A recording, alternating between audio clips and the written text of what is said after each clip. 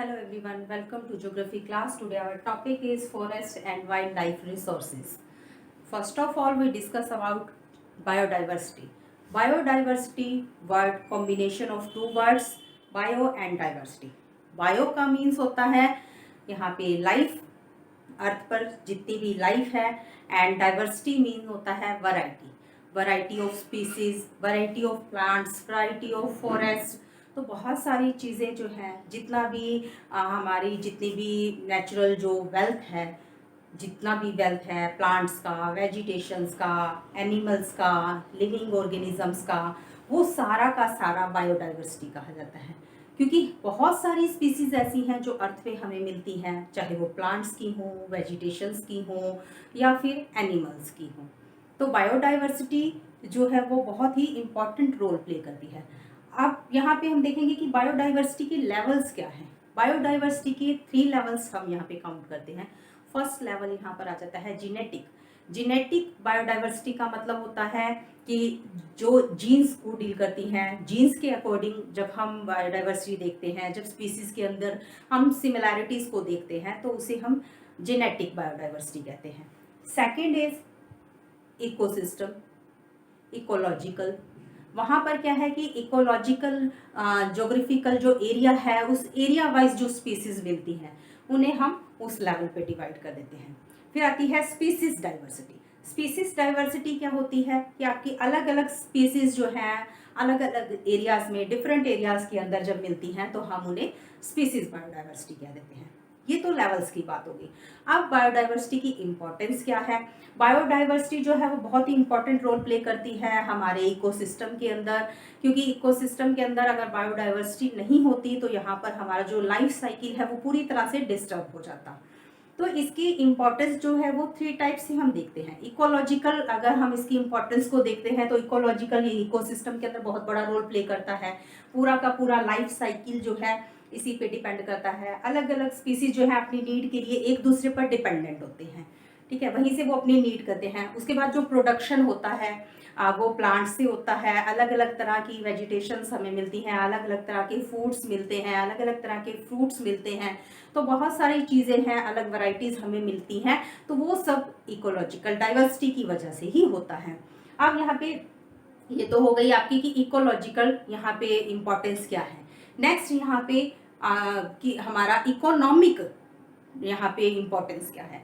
Economic में importance rule ये होता है कि यहाँ पर इकोनॉमिकली हम देखें तो बहुत सारा प्रोडक्शन हमें मिलता है, वैरायटी ऑफ प्रोडक्ट्स हमें मिलता है, जिसके थ्रू यहाँ पर हम उस फूड से या जो भी वेजिटेशन या अदर प्रोडक्ट्स, अदर रिसोर्सेज जो हमें मिलते हैं वो हमारी इनकम का सोर्स बनते हैं। तो ये इकोनॉमिक के लिए भी बहुत इंपॉर्टेंस रखता है। उसके बाद बायोडाइवर्सिटी का साइंटिफिक इंपॉर्टेंस देखिए तो वो भी बहुत बड़ा रोल प्ले करता है, क्योंकि साइंटिफिकली हम यहाँ पर देखते हैं कि लाइफ जो है उसकी इन्वॉल्वमेंट क्या है और फ्यूचर में लाइफ इन्वॉल्वमेंट क्या रहेगी। तो ये सारी चीज़ें जो हैं बायोडाइवर्सिटी की इम्पोर्टेंस को दिखाती हैं। अब बायोडाइवर्सिटी के अंदर हम मेन चीज़ें क्या देखते हैं कि हमारा जो फ्लोरा एंड फोना है वो क्या है।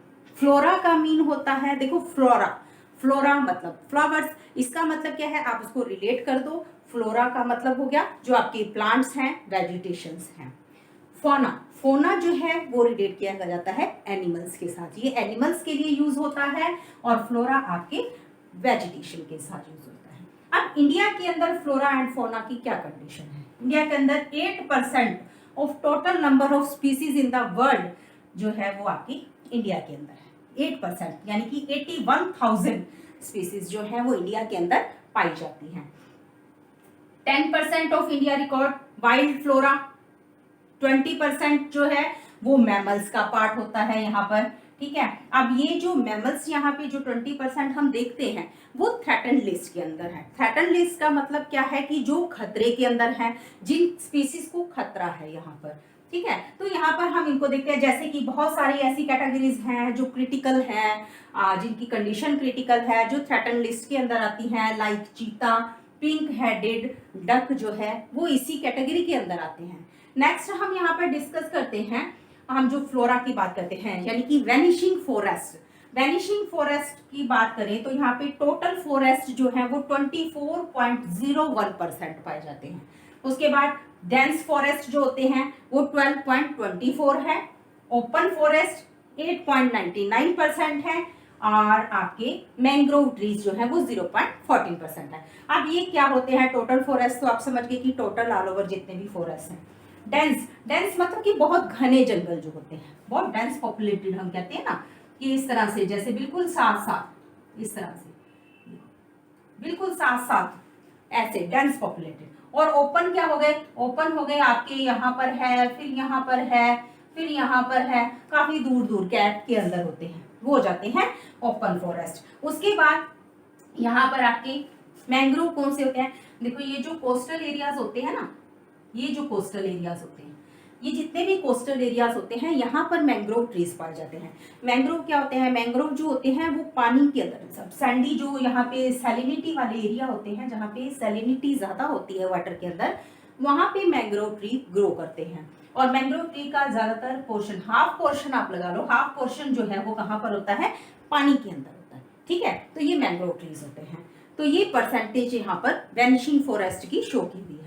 नेक्स्ट यहाँ पर हम देखेंगे कि क्लासिफिकेशन ऑफ स्पीसीज क्या है, स्पीसीज का क्लासिफिकेशन कैसे किया जाता है, कितने पार्ट्स के अंदर किया जाता है। तो फर्स्ट यहाँ पर है आपका जो इंटरनेशनल यूनियन है, international union for conservation of nature and natural resources, यानी कि IUCN has classified plants and animals. इन्होंने जो है प्लांट्स और एनिमल्स की स्पीसीज को क्लासिफाई कर दिया।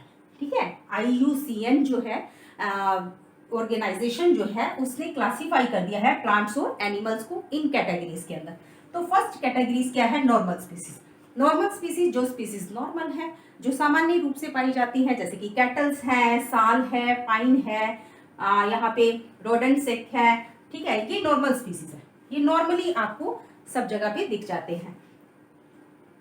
ये आपके पेड़ हो गए, जैसे कि साल का पेड़ है या पीपल का पेड़ है, तो नॉर्मली ये आपको दिखाई देते हैं।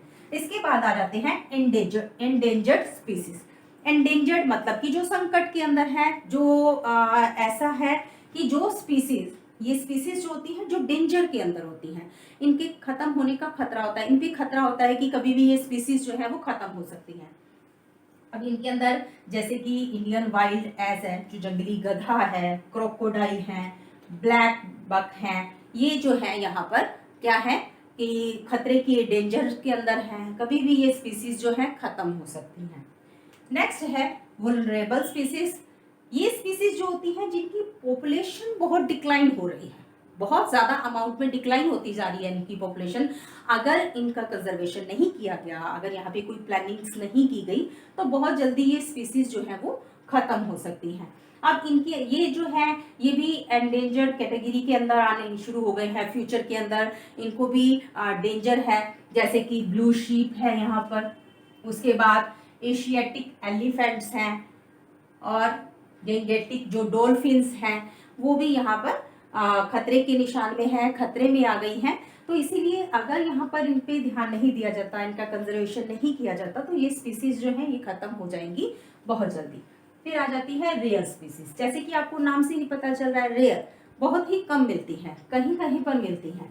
ठीक है, तो स्पीसीज विद स्मॉल पॉपुलेशन में मूव इनटू द एंडेंजर्ड, यहाँ पर जो आपकी डेंजर के अंदर चली जाती हैं, वो स्पीसीज जो मूव कर जाती हैं, जिनकी पॉपुलेशन एक जगह से दूसरी जगह पे मूव कर जाती है, लेकिन वहां पर क्या होता है कि उनको उनके अकॉर्डिंग एटमॉस्फेयर नहीं मिल पाता, वो वहां पे सर्वाइव नहीं कर पाते।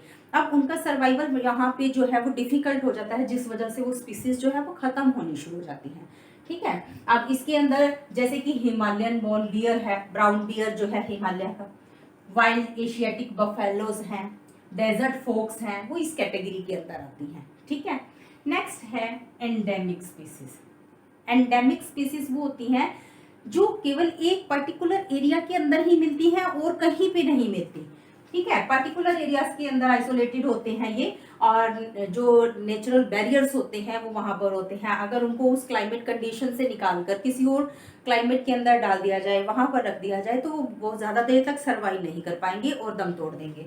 ठीक है, तो ये जहां पे जैसे कि अंडमान टील है, निकोबार पिजियन है, कबूतर है जो निकोबार का, अंडमान वाइल्ड पिग है, जो जंगली सुअर है वहाँ का, तो ये सिर्फ इसी क्लाइमेट के अंदर ही सरवाइव कर सकते हैं, अदर रीजन में नहीं कर सकते। देन नेक्स्ट है एक्सटिंक्ट। एक्सटिंक्ट स्पीसीज ऐसी स्पीसीज होती हैं which are not found after searches of known और likely areas where they may occur. जहां पर वो पैदा हुई थी, जहां पर वो उत्पन्न हुई थी, वहां पर ढूंढने से भी वो नहीं मिलती। इसका मतलब क्या हुआ कि ये एक्सटिंक्ट हो चुकी हैं, खत्म हो चुकी हैं। ये स्पीसीज अब आपको ढूंढने पर भी नहीं मिलेगी।